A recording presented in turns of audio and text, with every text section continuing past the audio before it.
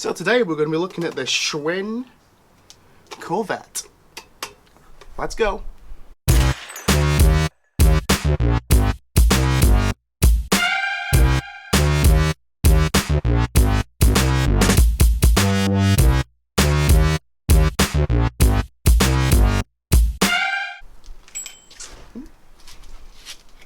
Got a bell. Ooh. Quite a nice bell.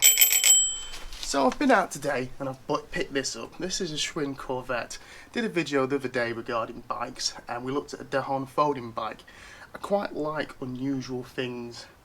Anybody that knows me, they know I'm quite unusual myself, so I think that's probably hand in hand why I like to be crazy. So the Schwinn Corvette's a classic bike, a classic bike. Now, these are new ones, unfortunately. The old ones are extremely expensive. And not many really came over to the UK, but luckily got hold of this one. This is in cracking condition.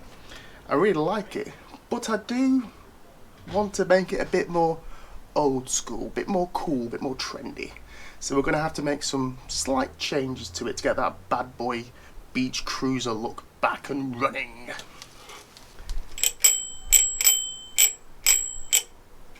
Help! I got... Bell's broken. So one of the things I want to do is remove this brake.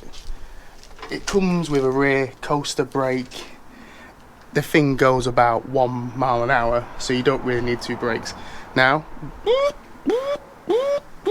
legal warning, to ride in the UK you must have a front brake, so you only ride this on private land, should one say.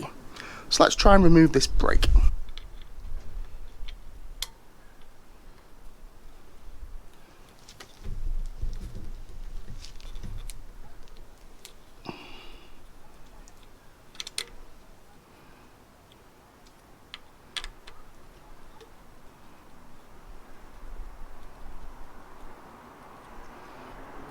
There we go.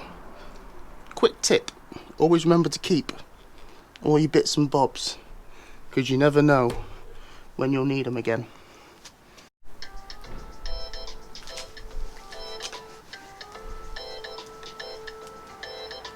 All the sound effects today. So if you pull on this and wiggle it, yay! Grips come off.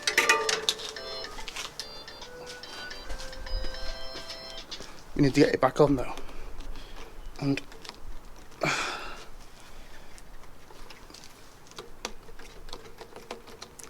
happens like that. Then we can just wash this down and that should be okay. What's next? Let's get rid of that bell. Now the bell seems to be a bit easier. It's just a crosshead screwdriver and undoes. Once again, reminder, it is illegal to ride in the UK without a bell. So only ride on private land if you don't have a bell.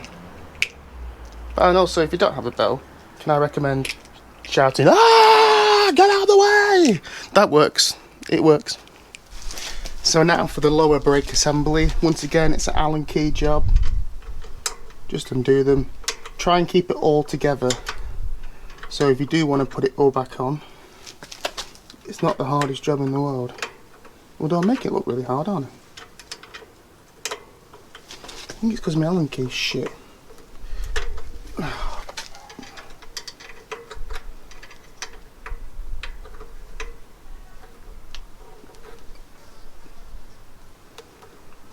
Seems to work better this side.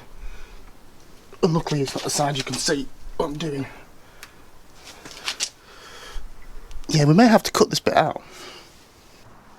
And we're back. £45 less off. I've had to go and buy a bike kit. I needed one anyway, so. Thank you, YouTube. So if you disconnect these, it does make it slightly easier. It's still not really fitting very well though. So I think the front looks a lot cleaner now. So the guy has put these on and they wasn't level, so I've just had a quick play and they're about right now. using my rule of thumb finger trick. This looks a lot cleaner, a lot tidier. So final steps to do is we're going to check the chain, and then we're going to adjust the handlebar and seat, and then we can take her for a ride. Right, we've cleaned up the lines, we've checked the tyre pressure, we've checked the brakes, we've adjusted the seat, and I think it's time to give her a spin. I'm really looking forward to this.